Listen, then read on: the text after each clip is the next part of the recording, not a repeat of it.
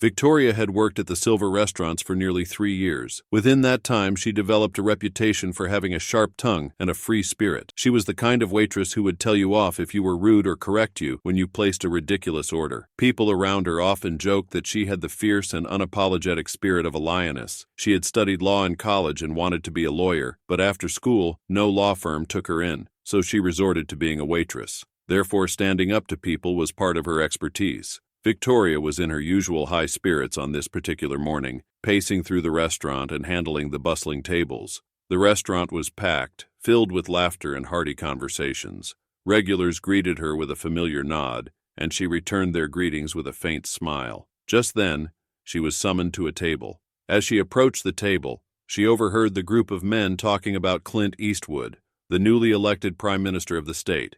One of them praised Clint for his latest project of constructing a national museum, and how industrious he had been since he got the position of Prime Minister. Victoria rolled her eyes, suppressing a smirk. Clint Eastwood?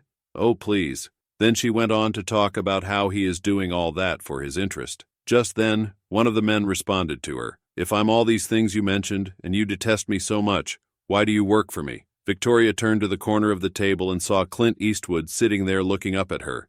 She gasped. She didn't know he was there, and worst of all, she didn't know he owned this restaurant which she had worked in for 3 years.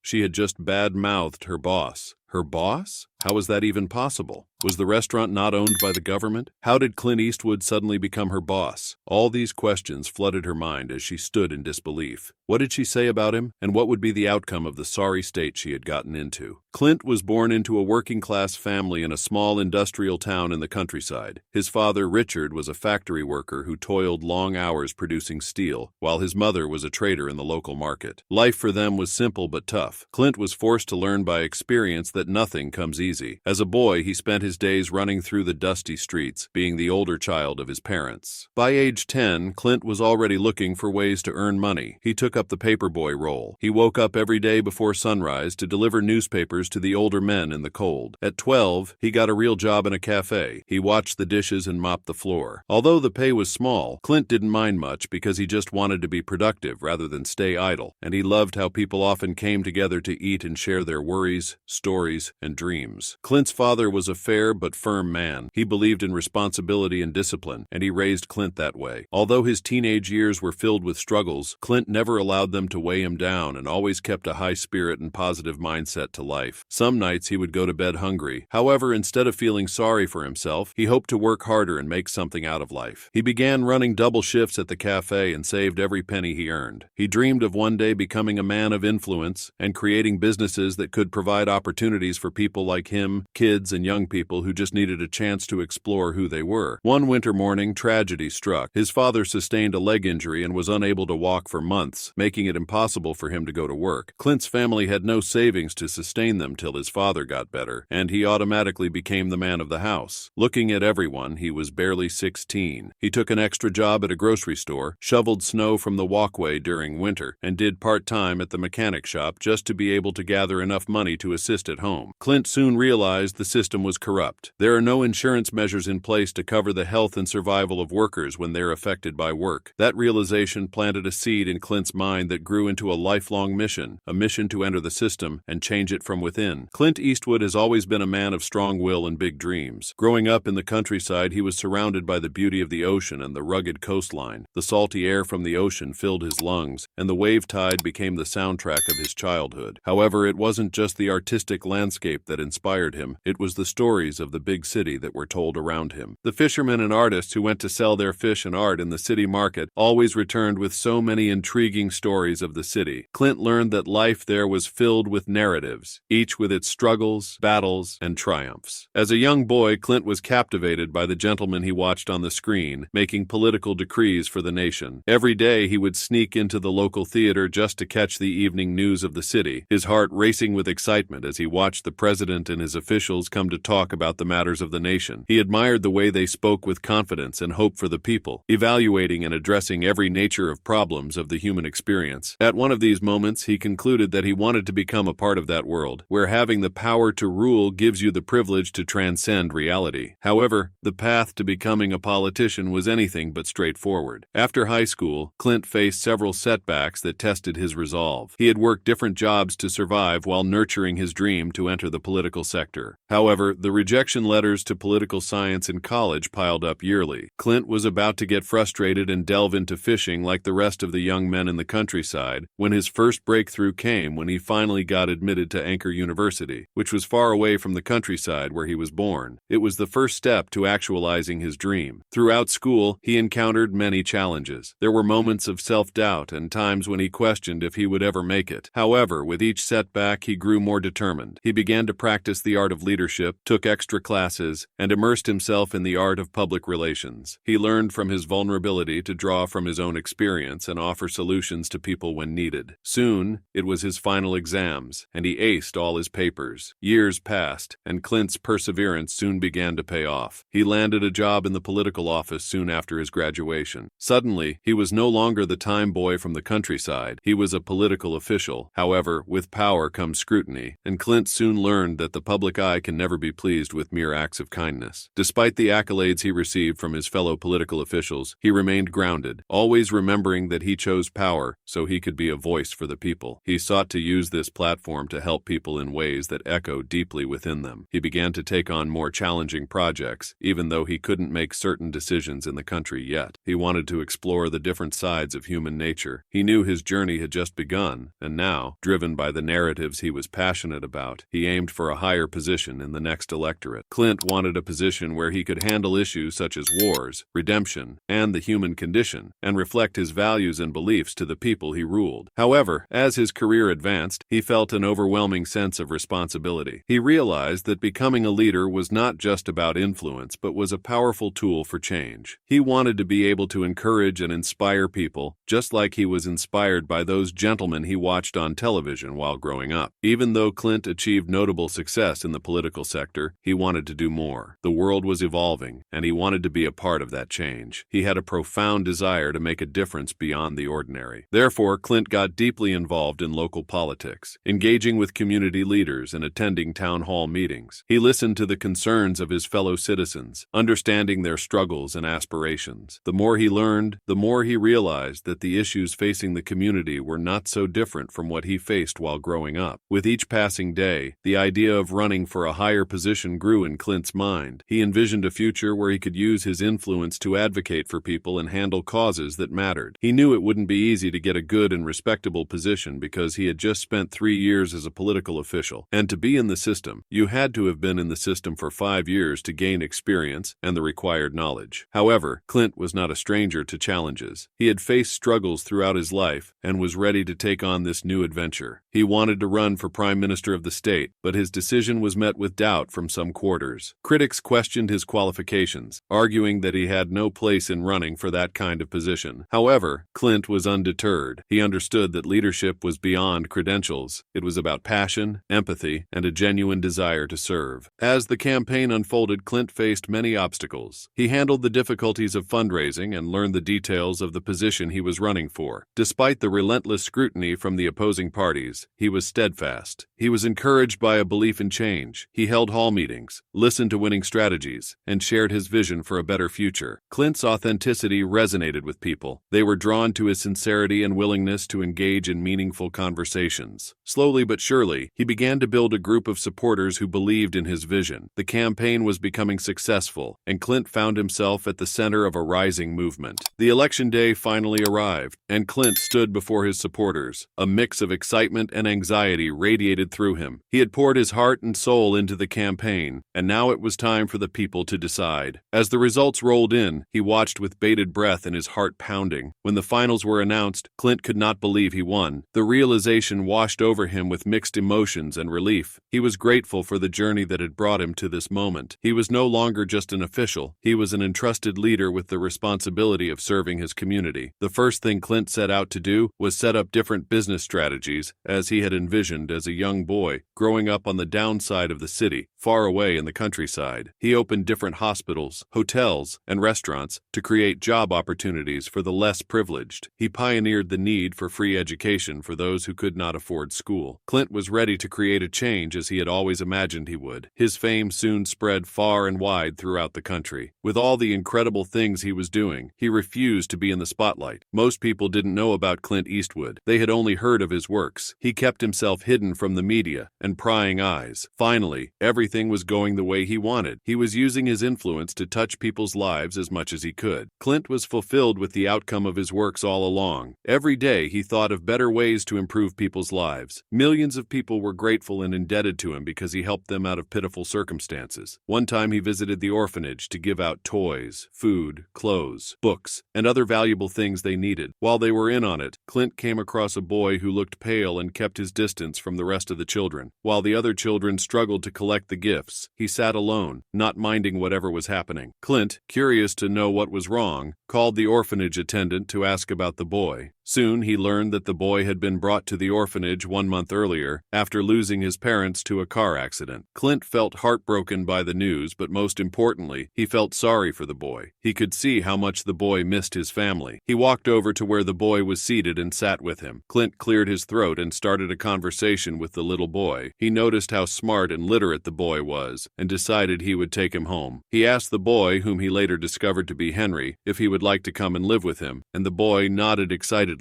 flashing a little smile. Clint was happy to finally see the boy smile. He ran through the necessary procedures and signed the documents before leaving the orphanage with Henry. Clint was married and had 2 children already, and Henry was going to be his 3rd child. Luckily, after hearing his story, Clint's wife was more than happy to accommodate Henry and raise him as her son. Clint had a loving family. He made sure that in addition to his very busy schedule, he created enough time to be with them. To him, family was everything, and they meant the world to him. He stood by that principle, making it reflect in his every action. Among the many businesses Clint built in the city, Silver Restaurant was one of the best and was fast rising. It was a big restaurant that served intercontinental dishes, so foreigners from far and near frequented the place. After it was launched, it created large employment opportunities for people. One of the people who got lucky was Victoria Megan. She had been looking for a job at a law firm since she finished college 3 years earlier, but she kept getting rejected. Frustrated, she decided to apply for another job, and luckily for her, Silver Restaurant happened to be hiring at the time. She applied, was interviewed, and hired. It's been 2 years now since she started working at the restaurant. Unlike other workers, Victoria detests her job. Frankly, she was only working there to make ends meet for survival. Like every other day, she had come to work that unfateful morning and was ready to serve. The scent of coffee and fried bacon filled the air as Victoria wiped the counter for the 100th time. "Why does this keep getting dirt on it?" she mumbled. The restaurant was packed with people, but she seemed to see beyond them. She barely noticed their voices. Her mind was far away. She suddenly remembered her dreams one more time, and gloom rested on her. She was supposed to be a lawyer, which was the plan and the dream. She made her own life as a child, believing in justice. Even as a child, she stood up to the school bullies and never looked the other way when someone was treated unfairly before her. However, she was treated unfairly because, despite all her qualifications, she was not given a job at the law firm. The system was corrupted, and she was offended. She didn't spend 6 years in law school to come and become a waitress, but she had no choice. So you can imagine why that morning, when she got summoned to a table and overheard them talking about Clint Eastwood, the elected prime minister who works wonders, it made her blood boil. No politician is a saint, she thought. Ultimately, whatever they do, in quote for the people, boils down to their benefit. They are deceivers and she can't stand them. Clint Eastwood? Oh please, tell another sick joke if you are trying to be funny, Victoria said, uninvitedly. Everyone at the table turned to look at her. Men like Clint are never good people. They are crooks and wicked men who look out for themselves only in the end. I can assure you that all of the good work you see him do is to gain the people's favor and be re-elected. It would all go away with time, and slowly but assuredly you will all begin to see what he is really on about as you sit here and praise him. I'll suggest you find something else to waste your time talking about, something that could profit you in some good way. Victoria was done giving off her advice and talking down on Clint Eastwood. She must have left the men shaken off because she could see the stunned look on their faces, but she felt so good speaking up against Clint that way. She apologized for stepping into the conversation, took their orders, and was about to leave when she heard someone say, "If Clint Eastwood is so bad, then why do you work for me?" Victoria turned and said, I do not work for you. I work for the government. I own this place, he continued. She gasped and dropped her notepad in shock.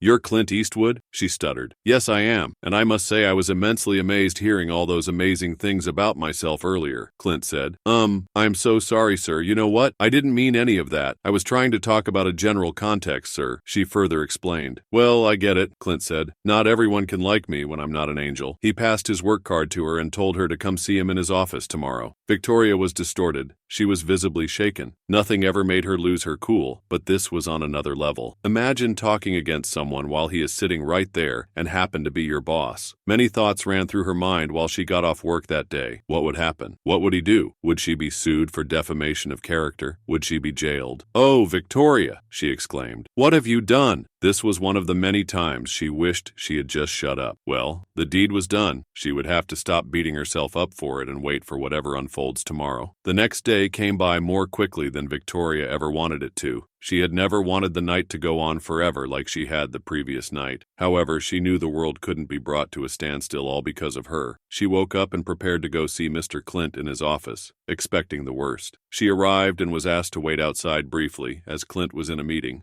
She concluded her fate was being decided there and she grew numb in her stomach. After what seemed like forever, she was finally called in. Victoria was pissed. Who were they to keep her waiting for hours? This was part of the reason why she hated them. She sighed. Fix yourself, Victoria. Now is not the time for that, she told herself as she walked into the office. Clint was sitting right there, gesturing for her to sit on the sofa across from him. She walked calmly to him. You don't have to be nervous or tense. I just want to have a conversation with you and hear your story. Is that it? What was she getting herself all worked up for then? She thought again. Tea or coffee? Clint asked, interrupting her thoughts. Coffee, please. She needed something to kickstart her morning. He rang his secretary, asking for a cup of coffee for Victoria. He asked her to share her story with him, which she did, and after hearing hers, he decided to share his with her. After hearing his story and seeing how he never gave up despite the many challenges he faced, Victoria felt ashamed. She had given up her dream without even trying, and she blamed it on the system and other innocent people. For the first time, she agreed she was wrong and apologized sincerely to Clint. He never really took what she said to heart and immediately told her not to worry about it, saying he had heard worse things. Victoria thanked him, and just when she was about to leave, he asked her the most shocking question. Would you still like to work in that law firm of yours? Or would you rather start up your law firm? Whatever you decide, I am here to help you achieve your dream. You can come by the office whenever you get a chance. Let's talk about setting you up. Victoria couldn't believe her ears. She was overjoyed. She finally understood that achieving your dream may not be forthcoming sometimes, but you must keep the right attitude. What do you think of the way Clint Eastwood handled the situation? Feel free to share your thoughts in the comments. If you enjoyed this video, like, share, and subscribe to this channel. Before you go, click the links on your screen for more insightful videos. You can also tap the bell icon to get a notification when we post a new one. See you next time.